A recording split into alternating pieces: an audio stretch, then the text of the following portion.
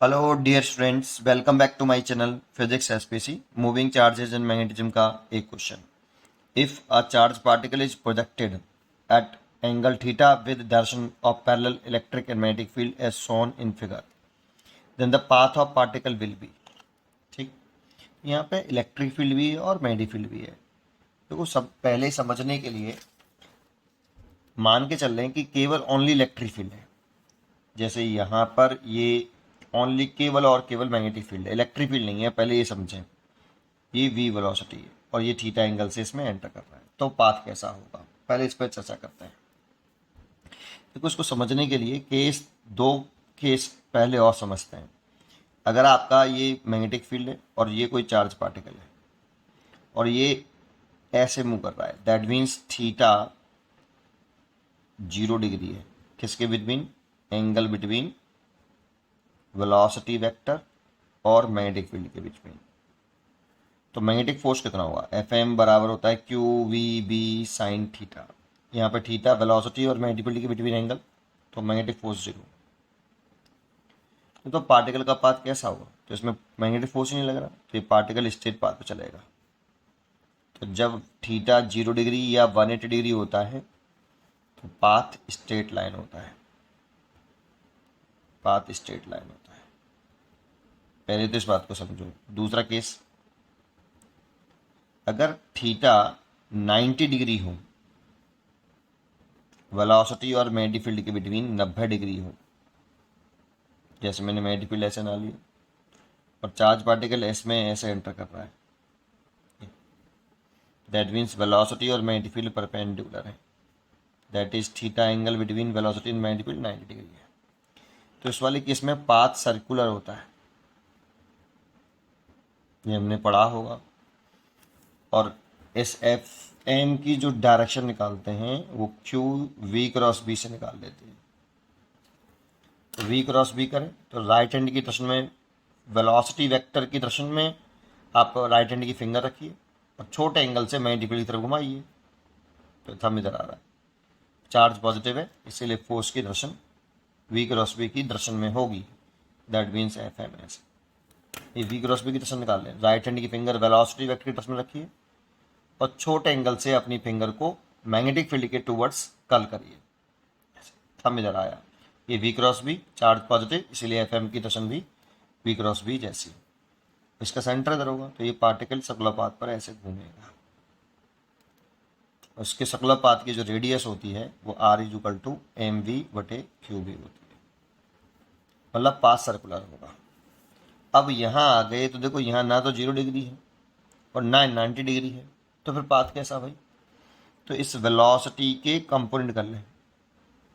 Horizontal component v cos theta और vertical component v sin theta. ये जो दोनों कंपोनेंट होते हैं वो एक दूसरे से इंडिपेंडेंट होते हैं, है ना।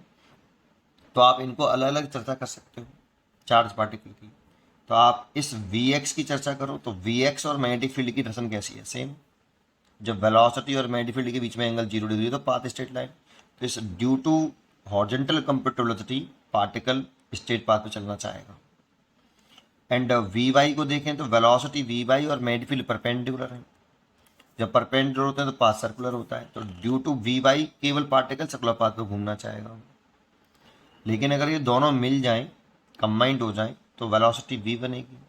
तो इस वेलोसिटी की वजह से पार्टिकल आगे और इस वेलोसिटी की वजह से पार्टिकल सर्कुलर पाथ पर, और दोनों मीट कर गए तो हेलिकल पाथ आएगा। अगर यहाँ पे केवल और केवल मैग्नेटिक फील्ड है तो जानते हो, जो मैग्नेटिक फील्ड होता है वो वेलोसिटी का जो मैग्नीट्यूड है, दैट मीन्स स्पीड को कांस्टेंट रखता है। क्योंकि जो मैग्नेटिक फोर्स होता है वो ऑलवेज वेलोसिटी के परपेंडिकुलर लगता है, जिसकी वजह से वर्क 0 होगा।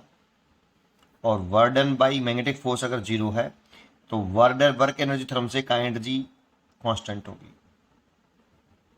और काइनेटिक एनर्जी कांस्टेंट होगी तो स्पीड कांस्टेंट होगी। वेलोसिटी नहीं बोल रहा बेटा, वेलोसिटी का मैग्नीट्यूड कांस्टेंट होगा, स्पीड कांस्टेंट होगी। मतलब ये स्पीड चेंज नहीं करता, ना बढ़ाता है ना घटाता है। ठीक है, तो इसका कोई भी कंपोनेंट की स्पीड चेंज नहीं हो रही होगी, कांस्टेंट स्पीड होगी। और इसीलिए इसका पाथ जो हेलिकल होगा लेकिन उसकी पिच कांस्टेंट होगी, ऐसे होगा।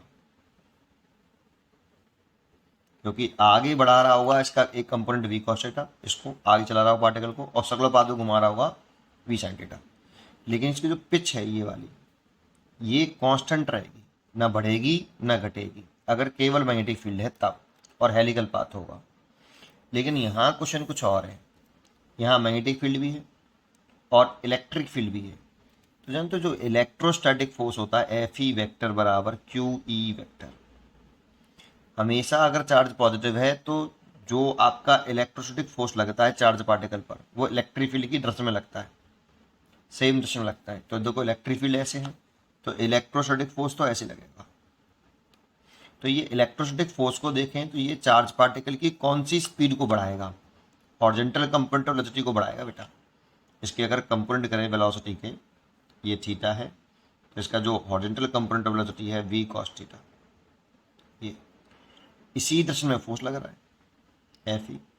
तो ये एफ ई इस हॉरिजॉन्टल कंपोनेंट ऑफ वेलोसिटी को इंक्रीज करेगा कंटिन्यूसली, वर्टिकल को नहीं करेगा क्योंकि वर्टिकल के परपेंडिकुलर है, ठीक है ना। तो ये वाली में चेंज नहीं करेगा वी साइन थीटा में, केवल हॉरिजॉन्टल कंपोनेंट ऑफ वेलोसिटी को इंक्रीज करेगा इलेक्ट्रिक फील्ड, और मैग्नेटिक फील्ड तो स्पीड को चेंज करता ही नहीं है।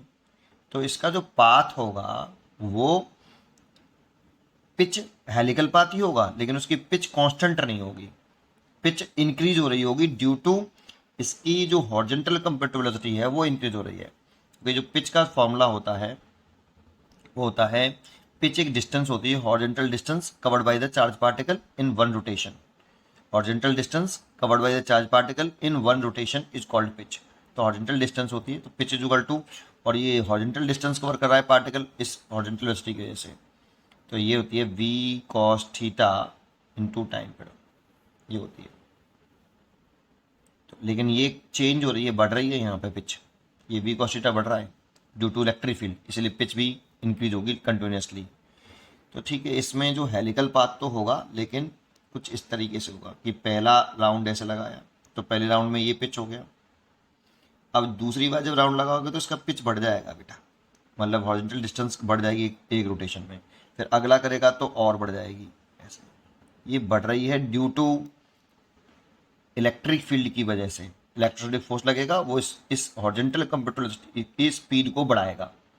अगर मैग्नेटिक फील्ड ही होता, इलेक्ट्रिक फील्ड नहीं होता, तो कांस्टेंट पिच से चक्कर लगाता, पाथ हेलिकल होता लेकिन पिच कांस्टेंट होती।